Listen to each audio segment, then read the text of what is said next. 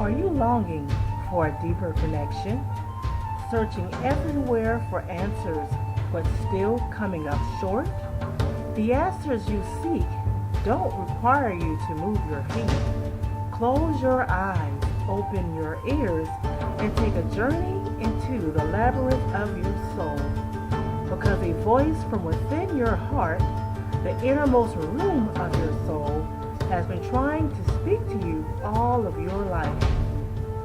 If you don't want to make that journey alone, tune in to Heart and Soul Radio and let's make that journey together. Heart and Soul Radio on www.justherriott.com.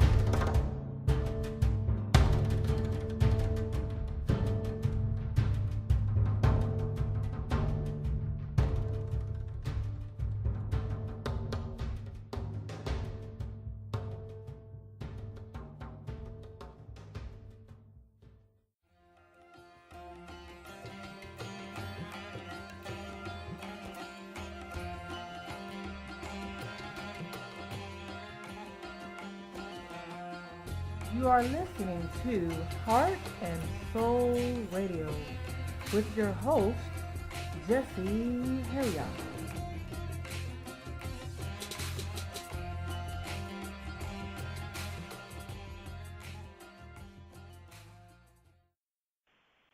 Okay, I want to welcome everyone that's just tuning in to this special podcast. My name is Jess Herriott, and this is Heart and Soul Radio, where our goal with this particular podcast is to interview people who are living from their heart, speaking from their soul, and this is what we're about. This is my goal.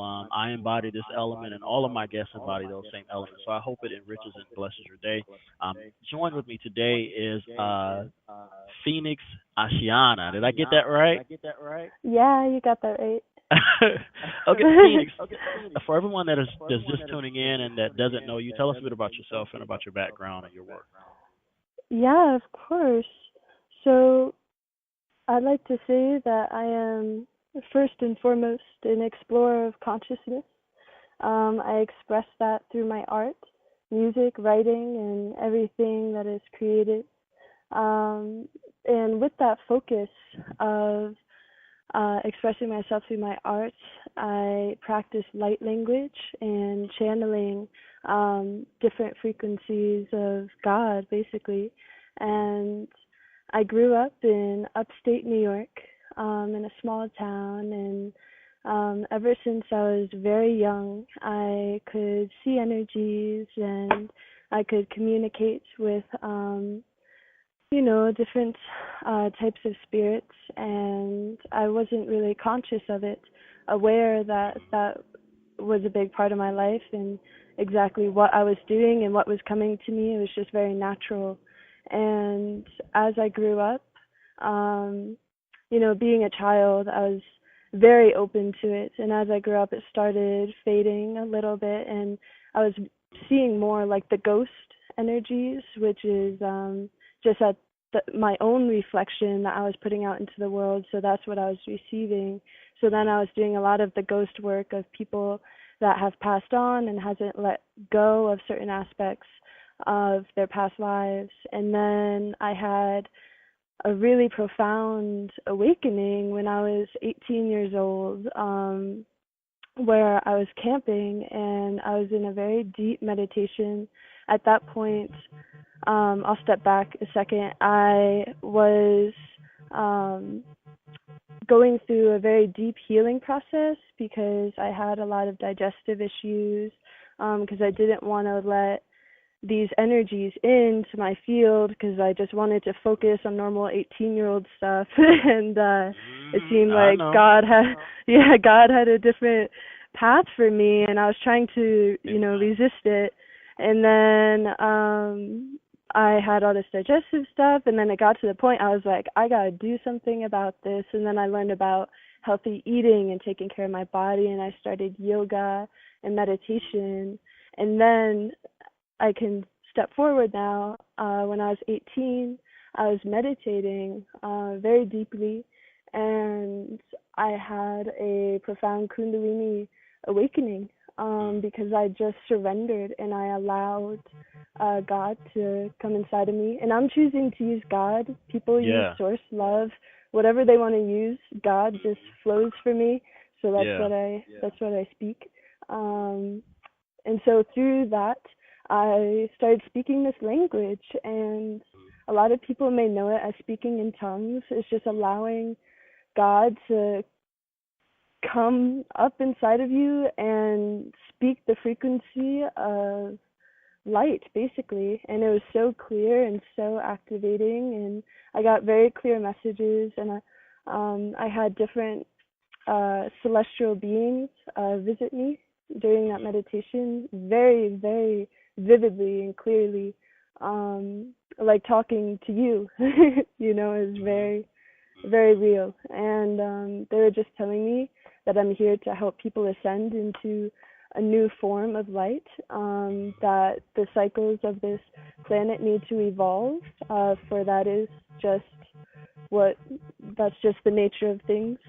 And so since then, I've been on my path and exploring what I can do to better myself and become more clear within myself to help everybody else and to help this world ascend. Hmm. That's Mhm. beautiful. I had a very similar story too, and to pull away from myself, you said so many meaty things, very very chunky. Um, the first thing that really caught my attention was the fact that I don't want to say it was self-induced, but it Mhm. didn't require a mediator, and I think that's one of the things that's really like a hiccup in our postmodern spiritual culture. Mhm. Whether or not you have to have a mediator of this experience that you're trying to have or this awakening, Mhm. and whether or not a person has to be there. There are some who are on the stricter side who say that a mediator has to be there and they have to induce the awakening in the subject. And I don't believe in all that. It could be because I'm a byproduct of this postmodern generation or because of Uh-huh. my age or whatever. But like I believe that if you have the potential there and you're yearning for something more, your soul knows exactly what you need to wake up, so to speak. Right. And I love the fact Right. that you just surrendered to life itself and allowed it to just take you on your own unique path that's catered and designed just for your soul. So I love that Right. because there's so many people that Yeah. are caught into guru teacher worship, whether they are a part of the Pentecostal church tradition, whether they Mhm. are part of the liberal spirituality tradition or wherever. They're just caught on these teachers.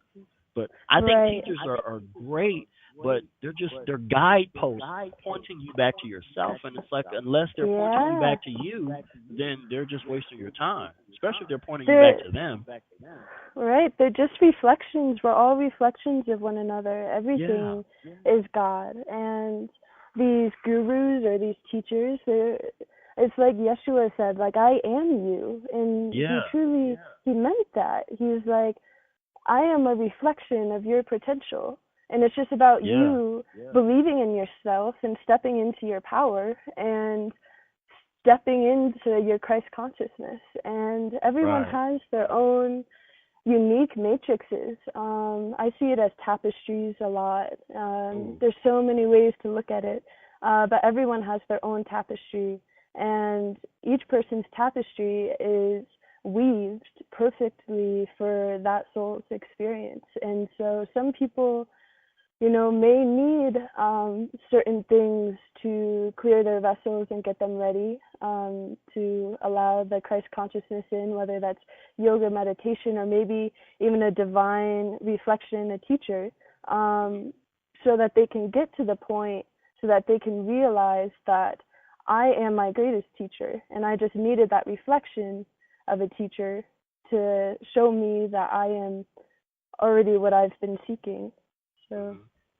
Hmm. Ken Mhm. Wilber said the same thing. I was reading one of his works, and he said that Carl Jung's interpretation of the unconscious is Yeshua's interpretation of the Holy Spirit, something that Mm. we can be left with, but yet something that we already have deep within us that we simply have to access. And when we do, we don't Yeah. need a teacher. I'm paraphrasing. It will teach us all things to borrow from Yeshua and Ken Wilber. So I mean, what you're Right. saying, I mean, it so resonates with me. I love it. So, you said something else. Your mom, Karen Henry, who's a positive psych author, and I did an interview with her. For those that don't know, she's also good with words like that too. I think y'all have that thing that y'all do. Like y'all are both good with words. You said Aw. tapestry, yeah, and that really caught my attention. So I want to Yeah. shift the conversation towards your art because for those that don't know, you are a kick-ass artist, like borderline Alex Gray. You know, like you are like yeah, the feminine embodiment of Alex Gray. You are bad. Aw. How does Thank your you. spiritual practice coincide with your art? Because I've seen some of your stuff and it's very I want to say psychedelic in the nicest way. It's very out of this world. It's very like it captures the soul. Yeah, yeah, thank you.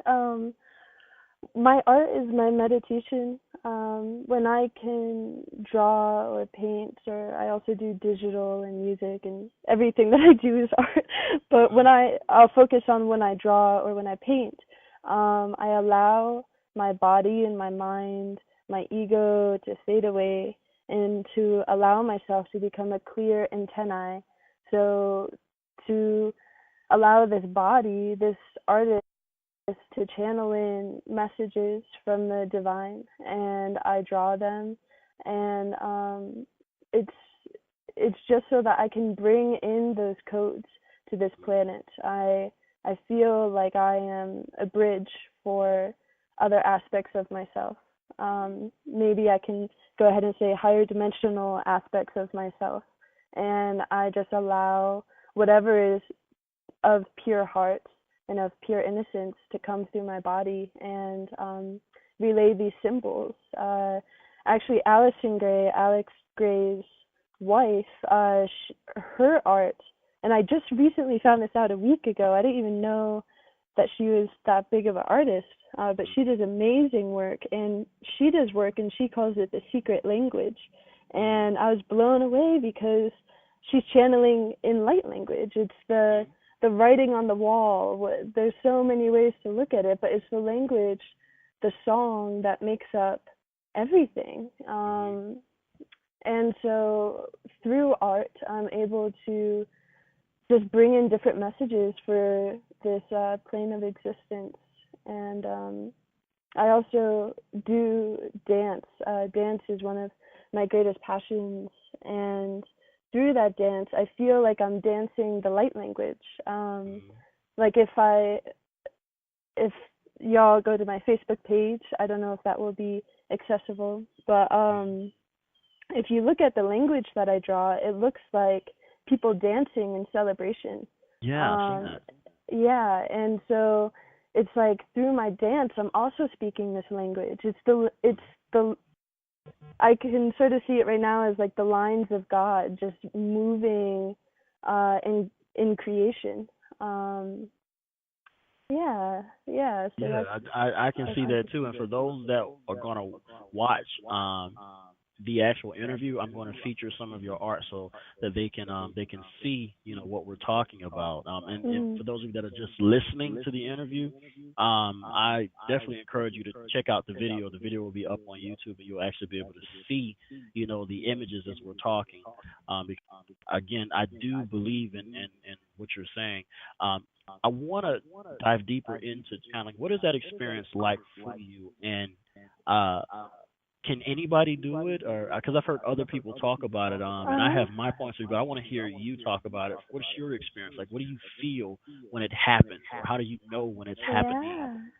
Yeah, it's so simple, and anybody can do it. And that's the trick behind it, is that it's so simple, and yet our minds and our actions and the way that this money system is set up in this world, it makes it very easy to skip on the surface or to be in the mind space.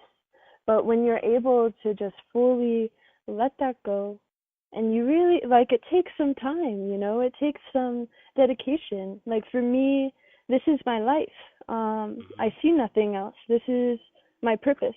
And so I am very dedicated to meditating, And it doesn't even have to be like, okay, I will meditate at 5 a.m. to 6 a.m. and so on and so forth, and like a very strict schedule. You meditate when your body's ready to meditate. Like, I see everything as living in the moment. So to, let's say like you're just walking on a trail or something in the woods, and suddenly your body's like, it would feel really good to meditate right now. Then go ahead and sit there and just don't think. Just give yourself that time to not have to go somewhere or be anywhere. And you can do this anywhere. You can do this in the middle of a busy city street. Like, all it takes is a moment of self-recognition, and you just stop. Maybe close your eyes and you just tap into your body and listen to what it's doing. What is it telling you? There's many ways to get to that space, but I fully believe that absolutely every single person has the potential to tap into that side of themselves, because we all are God, and it's the allowance, not to resist it. Right. Yeah. I totally agree. I'm totally vibing with that.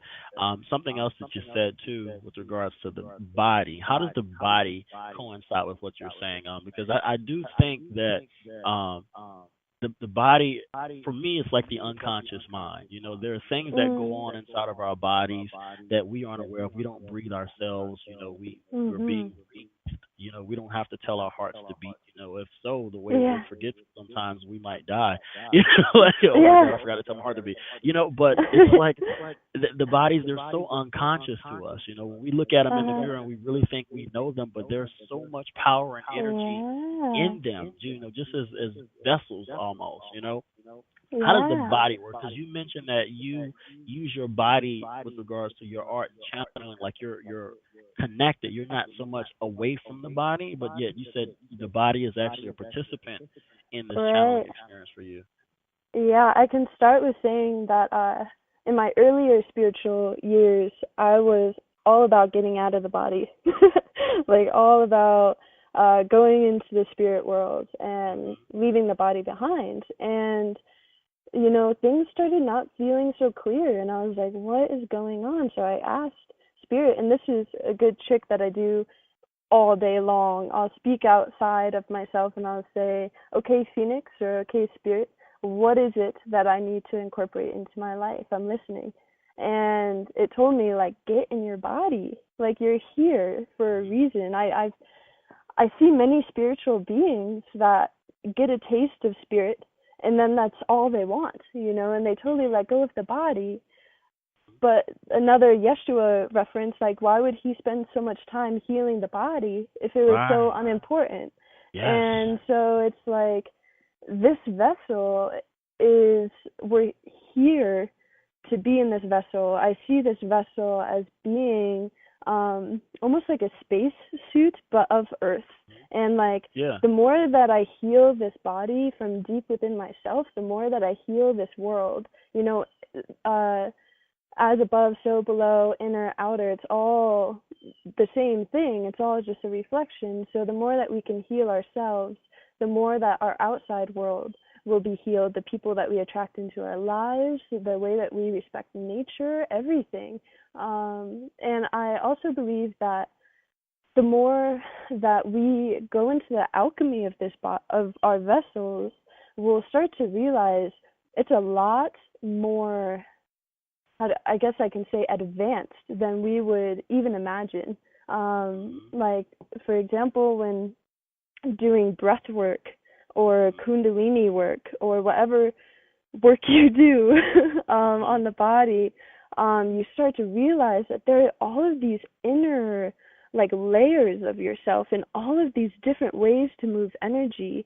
Like the kundalini, if people haven't heard of that, if they've heard of that and had their own opinion, I can sort of share my experience on what that means. And that the kundalini is the serpent rising. It is the energy flow from the base of the spine to the crown.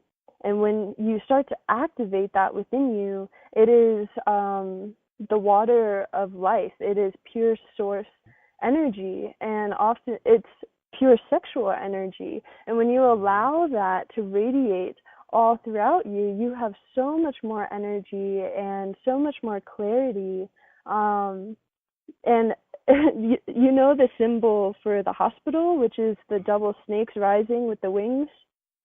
I don't know if that has a name, but that is an ancient symbol that came from, I may be wrong on this, but I think it was Egypt, and it was the symbol of the Kundalini rising. And when you rise your Kundalini, that is pure health, that is pure clarity, and you're able to get energy not just from food or water, you're getting it from the plants, you're getting it from the air, from spirit, from your own inner juices.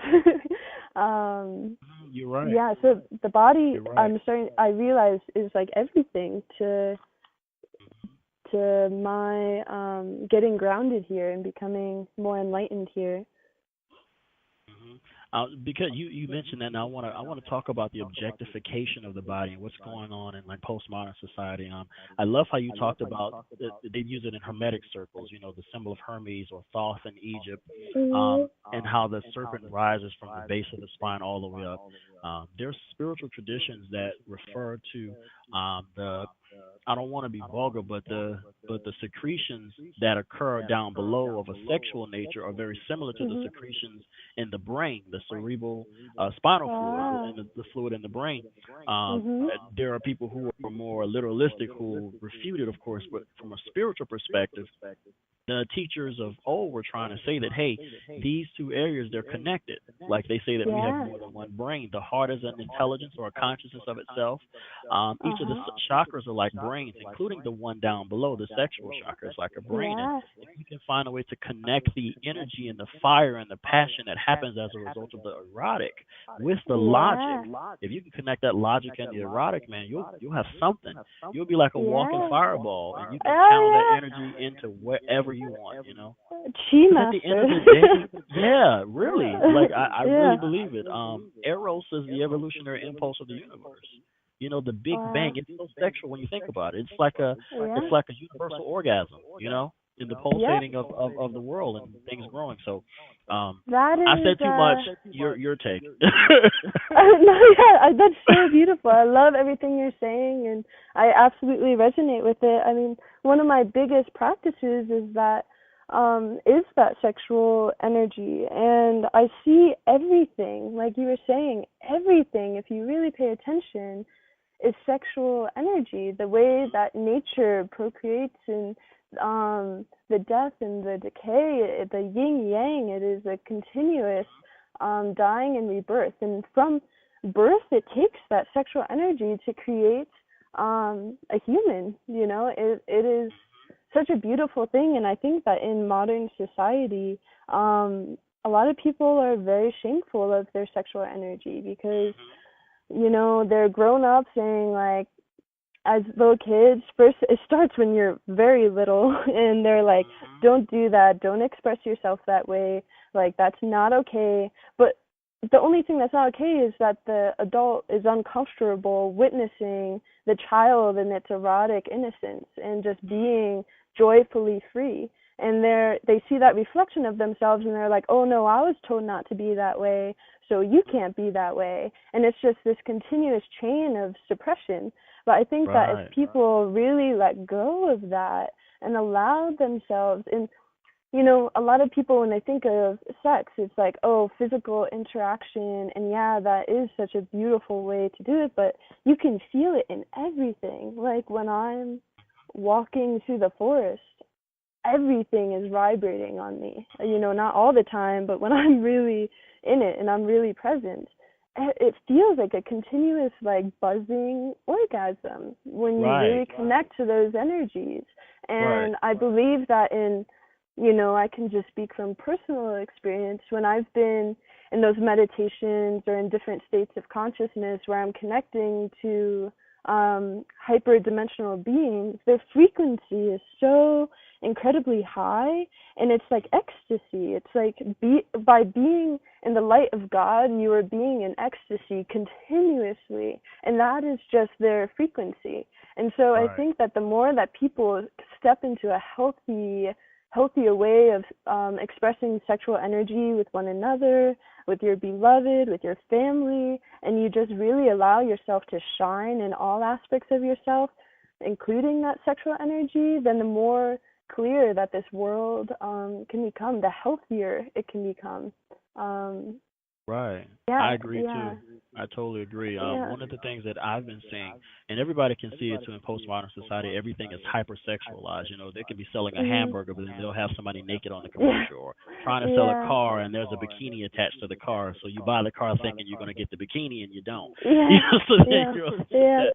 But Yeah. it's like you can look at it from a negative standpoint, and you can say, "Oh, okay, our culture is going to hell because of the over sexualization of it." But at the same time, if we look at the world as a whole, maybe this is the only way that they can connect to Yeah. that level of transcendence, and it's a wake up call to Right. us, telling us that this area, this global or universal chakra, is being focused on, and that what we have to Mhm. do as teachers and as seekers is pull that energy upward. So if we know in Yeah. our generation sexual chakra universally is on fire, we have Mhm. to find a way to channel that energy, and like you said, Right. not suppress it. Yeah. The works of Freud and other teachers like him are kind of weird. They talk about infantile sexuality and infantile masturbation and all of that stuff. And excuse Uh-huh. my French if that's too vulgar for people that are going to hear this, but at the same time, if we can step back for a moment from like our parental instincts to kind of negate all of that stuff and look at it from a metaphorical standpoint and ask ourselves, Mhm. like you're saying, what's going on here? Why is all of this happening? And why can't we, recognize it in the beauty that it is? Like Mhm. the erotic that's going on in the world. Tim Freak talks about this. He calls Yeah. the nature of his work the mystery experience. He's a philosopher, and he talks about this Uh, idea of waking up and how breathing is sensual, how the body is sensual, how just paying yeah. attention to your senses, because there's stuff that's touching your skin all the time. Right now, there are Mhm. clothes that are touching you all the time. Right Mhm. now, the air is touching and blowing against your skin all the time. And if you can pay attention to that, you can start to draw that universal sexual energy upward, because you Yeah, won't feel like exactly. that way being on top of somebody or whatever is the only way to Yeah. get transcendence. You see what I'm saying? Yeah. You can Yeah, feel yeah. universal, and you won't be chasing it, because there's so many people that are just chasing that chakra. They're chasing it Uh-huh. and finding sexual pleasure in another, whereas the world is sexual. And if Yeah. you can draw Yep. that energy up, you'll have more exciting careers. Your careers will be explosive. You'll be better fit, because you can Yeah. channel that energy into your body and exercise and so on and so forth. So I'm totally with you. Forgive I me if I'm love all over the place, but yeah, I'm No, totally with I love it. I love it. Please. I love what you said about being intimate with the body. And while you were saying that, the wind, I'm outside right now, the wind blew by me and I was feeling it all on my skin, and it was a really profound moment for me to really feel that and hear you say that at the same time. For people to get intimate with themselves, oftentimes people are chasing love, chasing a certain look, to look a certain way, or to be like somebody, or to wear a certain thing, or to have the right husband, wife, or boyfriend, girlfriend, whatever. you. But it's Right. all external. They're searching for something, and they're so unsatisfied with themselves. Otherwise, they wouldn't feel the need to keep checking on what's like the best fashion this week. But if they did that self-work, the self-love, I think that everything stems from that. When you Right. can really be like, okay, I'm going to go intimate with myself, I'm going to go into myself, and I'm going to fully see all of the layers of myself. Oftentimes people don't want to look at their shit and then face that and then release it. To release and surrender is one of the scariest things for the human consciousness, because to totally surrender, it's this feeling of like death. It's like, oh my God, this layer of me is about to die and decay, and I'm never going to see it again. But that layer, it may take that layer, more than likely, it's going to take that layer to fall off and die and decay for you to be reborn. And that's just the cycle Right. of things in this reality. Things The flowers come up and they're so incredibly beautiful, but then they need to die so that they can plant new seeds, and it's Right. a continuous process. And yeah, so people are constantly looking for an external thing in sexual energy or to look a certain way, but it's all about loving yourself, really loving yourself, no matter like what you look like, no matter what situation you're in, whether you have a lot of money or not a lot of money or your background. Just let that all go for a moment and sink into you. Right. You, not what has happened to you or the people in your life, just sink into you. And what are you about? Like, what brings you joy? And Right. like, how can you love yourself that much deeper? Because from that space, that's going to reflect outwards. And then the more that you can love yourself, the more that you can be happy in the moment. You don't have to think about what clothes you're wearing or do you look like that woman or so on and so forth. So it's all about that self-love. Right. I totally agree.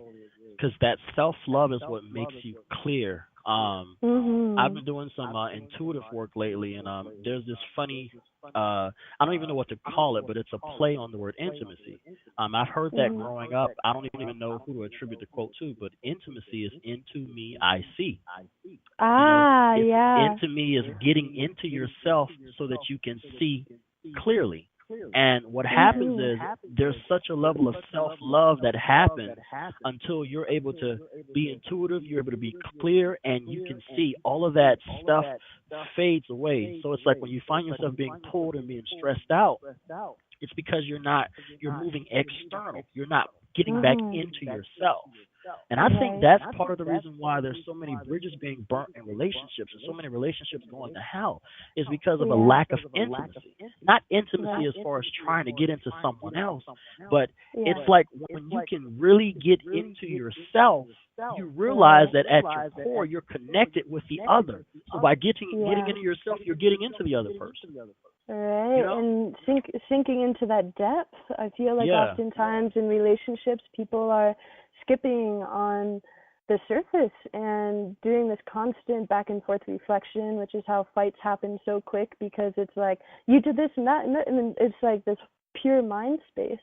But when you Yep. can sink into the depth of yourself, then you can realize that your lover has a depth, and then you can start to sink into their depth, and then you can start to communicate and dance with one another in a whole other light.